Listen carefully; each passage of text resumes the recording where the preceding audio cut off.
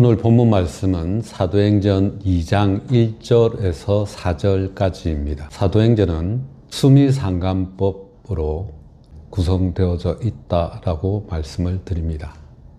또 이 수미상관법은 해석을 약간은 직관적으로 시작할 수밖에 없습니다. 그 이유가 첫 번째는 내용을 중의법적으로 해석을 할 수 있다는 것입니다. 두 가지 혹은 그 이상의 그런 뜻으로 해석할 수 있는 구조입니다. 둘째는 성령의 역사가 모순적인 것처럼 느껴진다는 것입니다. 모순이 아니라 인간의 어떤 논리나 이성으로 해석하기가 모호할 때가 있다는 것입니다. 오늘 말씀이 그럴 수 있습니다. 오늘 말씀도 보면 1절과 4절이 서로 연결되어져 있습니다. 아무리 봐도 연결될 그런 문자적으로는 그런 부분들이 없습니다. 4절 말씀에 보면 그들이 성령의 충만함을 받았다라고 표현되어져 있습니다. 1절 말씀에 오순절이 이름에 그 오순절의 의미가 그 당시 1세기 많은 사도들을 포함한 주의 일꾼들이 아니면 그리스도인들이 느꼈던 오순절에 대한 감정이 성령 충만과 연결되어져 있다는 것입니다. 오순절은 유대인들이 지켰던 3대 순례 명절 중에 하나입니다. 밀수술을 마치고 지키는 그런 명절이었습니다. 신앙적으로는 6월절이 출애굽을 기념한 날이라면 오순절은 시기적으로 시내산에서 율법을 받았던 무렵 그것을 지키는 절기와 연관이 있습니다. 하나님이 불꽃 가운데 계명을 주신 것, 오순절과 연관 있는 것으로 생각을 합니다. 이것이 계속해서 예언서, 요엘서나 에스겔에서 이야기한 하나님의 영, 하나님의 영을 하나님의 사람에게 채우시겠다는 그것으로 새롭게 창조하시겠다는 약속을 하십니다. 이것이 오순절 가운데 약속되어진, 그래서 성령이 충만한 그 어떤 상황, 오순절의 그 상황에 서로 연결되어지는 것입니다. 성령이 충만했던 그 오순절 그 사건을 오늘 말씀에서는 빗댄 사건이 있습니다.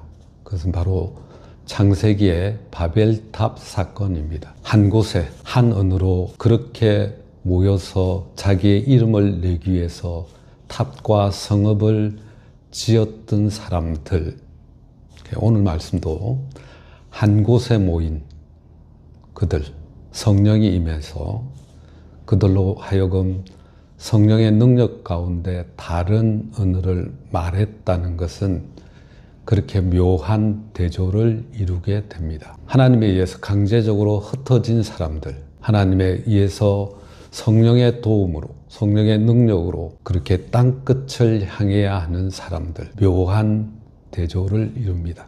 사실 오늘 말씀을 드리려고 하는 것은 2절, 3절 말씀입니다. 2절, 3절 말씀은 성령이 임하는 모습을 그리고 있습니다. 모인 무리 가운데 바람이 불었다는 것, 그리고 그들 가운데 각자 머리 위에 불꽃 같은 것이 임했다는 것을 묘사하고 있습니다.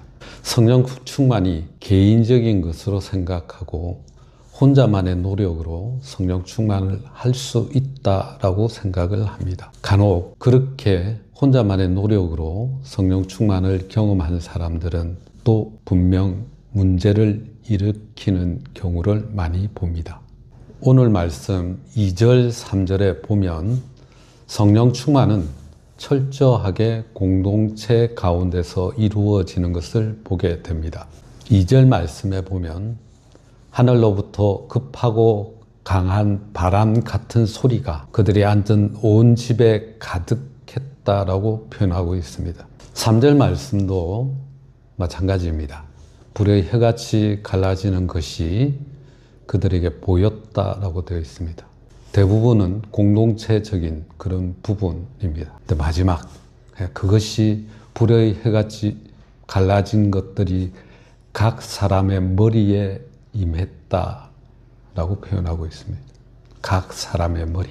이걸 어떻게 보면 개인적인 경험일 수 있습니다. 공동체를 위한 것이지만 그러나 그 공동체에 속한 개인을 소외시키지 않는 성령님의 그 놀라운 역사, 공동체적이면서 개인적인, 그래서 어디에 맞춰서 설명을 해야 될지 참 모호하기도 합니다.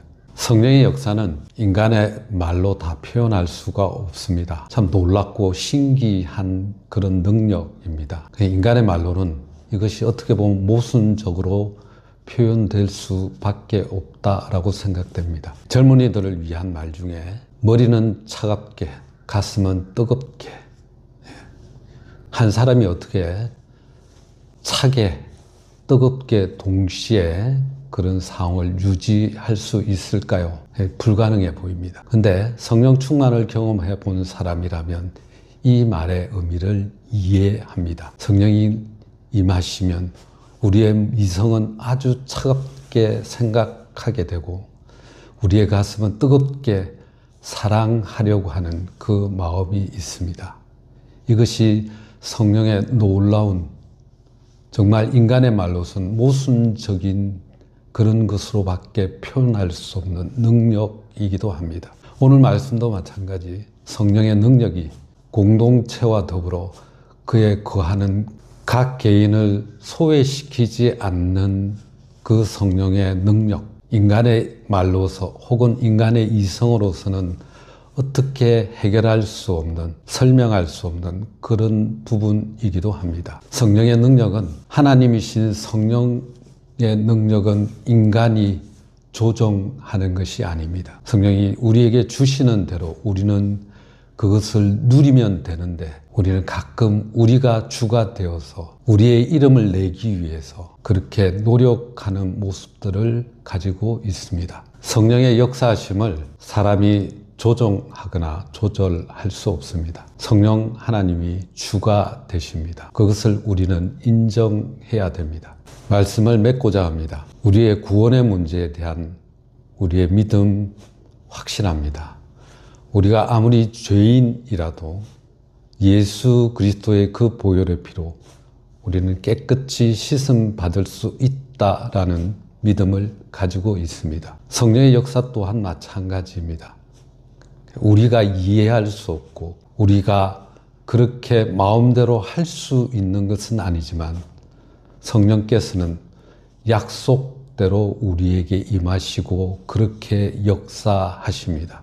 우리는 우리의 이름을 내려고 하는 것이 아니라 성령께서 말씀하시는 것을 철저하게 듣고 순종하는 그 자세가 필요합니다. 공동체 가운데 또한 그 가운데 개인을 소외시키지 않으시는 성령님, 그 놀라운 역사, 우리가 그 말씀에 귀 기울일 때 더 성령의 놀라운 역사를 경험하게 됩니다.